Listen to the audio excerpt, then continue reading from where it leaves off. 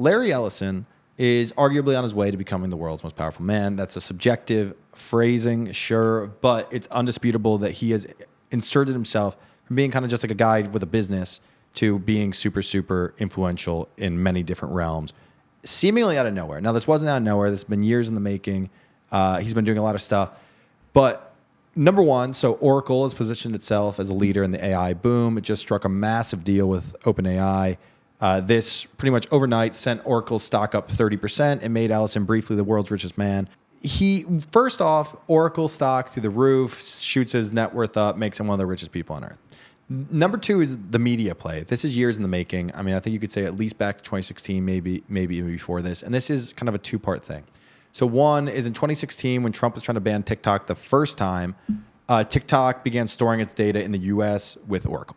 So that's number one. Oracle started building up this relationship with TikTok, nurtured that over time, became increasing. TikTok and Oracle became partners in the US. And then now in October, it was within days of him becoming the world's richest man, Trump announced that Oracle and Ellison would essentially be taking over TikTok's domestic operations here in the US, and not just taking it over. So it's the main thing Oracle is going to be tasked with is running the algorithm. So TikTok will now have its algorithm controlled by Oracle and Larry Ellison. So if that weren't enough, Ellison has also been giving all this money to his son, billionaire son, who started Skydance. Skydance is a production studio that's trying to make non-woke media, essentially. They made Top Gun Maverick. They made Star Trek. They made a series of big blockbusters. So now, obviously, the younger Ellison has his own money through that, but initially, it all came from Daddy's pocket. And last week, they closed the deal to buy the Free Press for $150 million.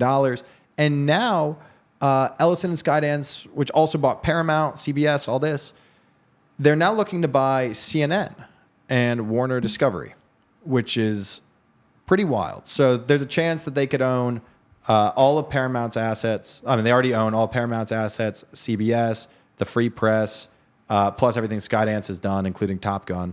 They're looking to buy Warner Discovery, which would come with CNN, HBO, and so on. So they're in the position of becoming a father-son duo that totally controls both big tech, or at least has a large power over big tech via TikTok and traditional media of these other assets.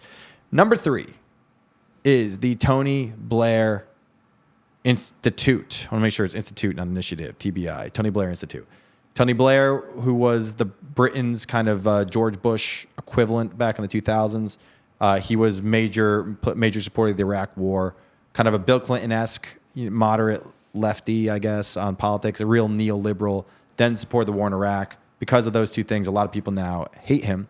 But he's remained relevant, including through its institute, which lobbies or essentially promotes research and advises on how the government can use tech. Well, the biggest funder of the TBI, Tony Blair Institute, is Larry Ellison. Larry Ellison has injected hundreds of millions, $343 million into this. And you might wonder why, who cares? Why does he care so much about British politics? Well, what he's lobbying for, essentially, what Ellison has long been calling for, and what TBI, by coincidence or by design, calls for now, is essentially technologizing organizing a database with all British people's data in it. And what the UK has, and Ellison has said this, is unusually great health data because the National Health Service. So that's government-funded healthcare. The UK keeps very good track of this data. Ellison is saying you need to organize this data so we can use it. Tony Blair Institute has said the same exact thing.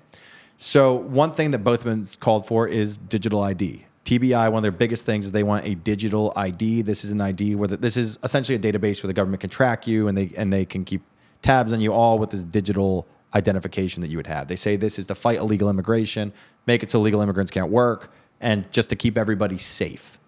Last month, about 2-3 weeks ago, the UK government, Keir Starmer, announced that they would pursue this policy, sparking a big backlash on both sides of the aisle in Britain, not among everybody, but among certain people on both sides. Certainly anyone who's skeptical of government did not like the sound of this. So I want to play a clip. Billy, can you find the clip of Larry Ellison speaking about surveillance and why it is a good thing?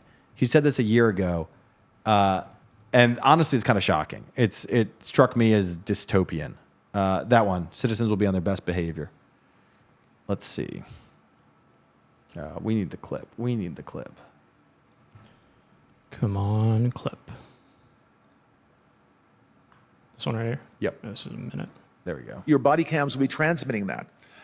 The police will be on their best behavior because we're constantly watching and recording everything that's going on. Citizens will be on their best behavior because we're constantly recording and reporting everything that's going on. When you come to government and what government's doing, there are obviously there are artificial intelligence tools, and some of them I know that Oracle have developed around financial management for government. But also, tell us a bit about what, because you're right at the forefront of this revolution, what it means for what government should do in terms of its digital infrastructure, digital ID, data centers, and so on. How do you take advantage of these incredible AI models? And the first thing a country needs to do is to unify all of their data so it can be consumed and used by the AI model. You have to take all of your healthcare data, your diagnostic data, your electronic health records, your genomic data. And in the Middle East, in the UAE, for example, they are incredibly rich in data. Citizens will be on their best behavior is crazy. Who wants this? I mean, seriously, like Tony Blair and Larry Ellison. Yeah. I mean, it doesn't make any sense. I mean, I just can't imagine if you poll the majority of citizens that they would say they want they want this guy, they want his vision to become a reality, and yet it is becoming a reality. It's the same thing with this AI stuff. And have you been on Sora at all? I've used it a little bit, but I haven't. I think I made I don't think I made. It's invite only, I think, isn't it?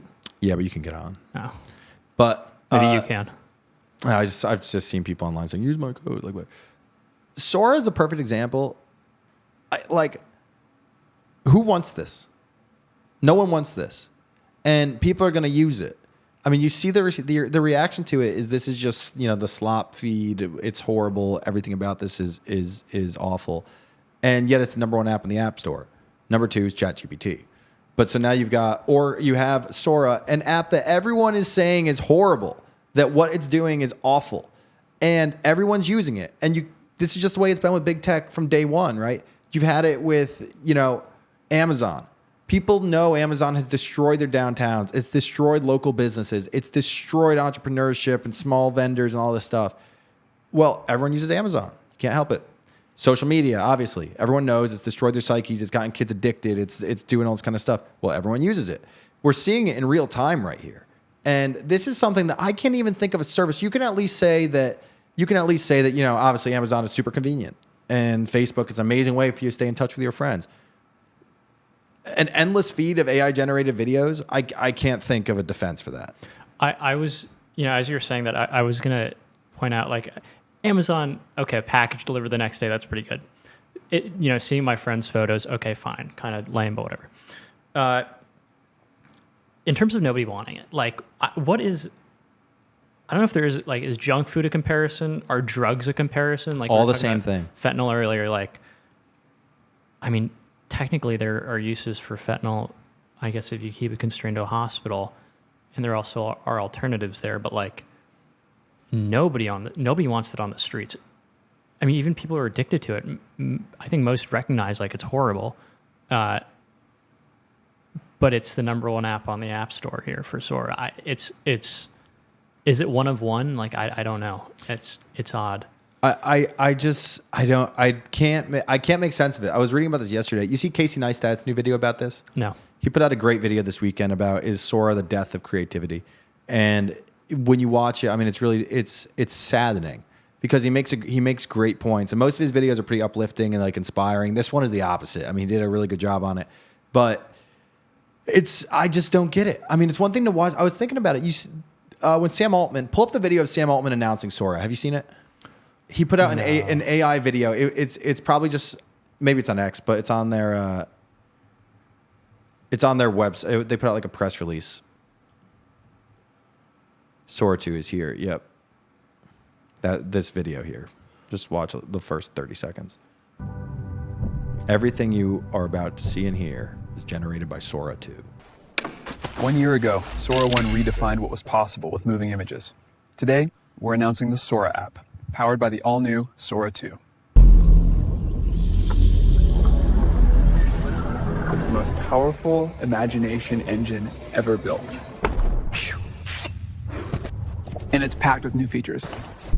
I'll pass it to Bill for more details. We don't have to watch the whole thing. It feels like I think for a while I would get kind of irritated in college at like my more socialist friends that would say like we're in late stage capitalism, and they'd always like start with this presumption that capitalism's like getting towards an end and it needs to be fixed, and they'd say late stage capitalism, and I'd say, oh, you're being ridiculous. I think it feels like we're at the point now with like this essentially like tech oligarchy that's forming, if it hasn't formed already, that it feels like something has to be done. I guess the issue is then you say, oh, but China's going to overtake us and we'll be cooked. I mean, with these videos, I don't know if that's the case, but what are you thinking? I think that this proves Sam Altman is utterly full of shit. I mean, if there was any doubt. What Sam Altman has been saying for years is AI will steal your job and you will have universal basic income and the ability to go out and do the arts and pursue creative passions. Oh, wait, we just created an entire platform to make it so we take the jobs of everyone who does creative work too. There's no stopping these people. I mean, they have unlimited money, unlimited power, and everything they say, oh, we have to do this because if we don't do it, China will do it. I mean, that's the logic. I mean, it's just like, and everyone's like, oh, well, I don't want China to do it, so we got to do it. In the meantime, they're going to displace. I mean, the CEO of Anthropic has predicted that in the very near future, like within a decade, I think he even said by 2030, we could have 20% unemployment. What are we going to do with 20% unemployment? This is how we could get the next. This is how you could end up with the next real. This is how you can end up with a dictator. Right? This is what happened before World War II. You had the Great Depression, you had 20% unemployment, and people said anything to stop this. And then you had fascism, you had communism. I don't see, we're going to they're predicting, the people who are creating the technology are predicting this is going to happen. Yeah. It does seem like this is one of the few things that could stop J.D. Vance, who, I think a lot of people see as like the next presumptive presidential nominee, but he's so in bed with this stuff. Especially, I would say though, if people are getting all their media from Sora, then they're certainly not going to be critical of big tech when they go to vote. JD Vance Network. Yeah. On that inspiring note, here's the good news. I sound like a preacher on Sunday morning. The good news is that I think that there's also a lot of room for real stuff, and I think increasingly the line is going to be drawn between real content and fake content. Because if you watch this, like you watch that Sora stuff, oh, it's cool, and they down further on the page, they've got a guy doing a backflip and all this kind of stuff. It's not real. The stuff that you see, like those Red Bull videos you watch on YouTube, are awesome because it's real. It's a guy jumping out of a balloon in space and skydiving to Earth. It's a guy it's someone skiing down, K2 or whatever. The stuff is insane because it's real. And I think at one point people are going to be like, this, I don't give a shit what some kind of digital thing does. It's not even created by a human being. It'd be one thing if it's like, wow, look at this amazing cartoon, South Park, right? It's funny because it's human beings creating it. And I will say, like last night after watching this, I was listening to some like mix on my computer, just like a, like house music mix thing. And somebody commented on it. They said, I hope this isn't AI slop. And the person who posted the video essentially replied, we use AI, but I do all the mixing myself. So what they're saying is the music is made by AI. And at that point, I just shut it off. I said, I will never listen to this again. And I think a lot of people will probably have a similar reaction. Maybe not a majority of people, but I do think a lot of people are going to end up tuning this out and saying anything that's real. I mean, Quentin Tarantino is not making his videos on Sora. I totally agree with you on the former, like the Red Bull death-defying stunts. If there's no death-defying, it's just not, it doesn't make your blood rush. On the latter, I don't know, if it's a cartoon, like when I see a cartoon video now, even if it's like, something I've never seen before, I don't automatically think to myself, is this AI, like I would with like some crazy stunt. And I wonder if, to me, I feel like that's a smaller hill to get over, but I am with you there on the first part about like, I don't want to see a video that isn't real. Like, what's the point of the video? I think everyone pretty much agrees with that. But the question is going to be, what's the line? Well, if they're strong enough to say no to this stuff, because just like Amazon, just like junk food, fentanyl, whatever, like people know what's good for them. They know what's bad for them, and they often choose a thing that's bad for them. And we'll see what happens. Real quick, backtracking a little bit here, but I thought it was kind of interesting. So Ellison is getting TikTok, and it seems like the process has been totally opaque, and there's no sense of a bidding war or anything for one of the most sought after assets of all time. Do you know what happened? Did Trump No. Is Trump friends with Ellison? Like, Yeah, what's going on? Trump is friends with Ellison, and who knows? I don't think anybody really knows. No one really knows what's going on. Also, Rupert Murdoch and News Corp got a slice of TikTok. It seems like a lot of conservative people in media got a benefit from this deal. And there is no transparency. There is no explanation for exactly how it went on. Now, obviously, I think what a smart person who disagrees or who defends it would say is, well, who else is going to do this? You know, what we're going to give it to Meta, we're going to give it to Amazon. Like, you're going to be pissed no matter who takes care of it, but you need a massive tech player to take over a massive tech company, which I think is probably pretty true. That being said, the lack of transparency and the lack of questioning about this, I haven't really seen anyone push on this. And it's just been casually mentioned that Rupert Murdoch is involved here. Why?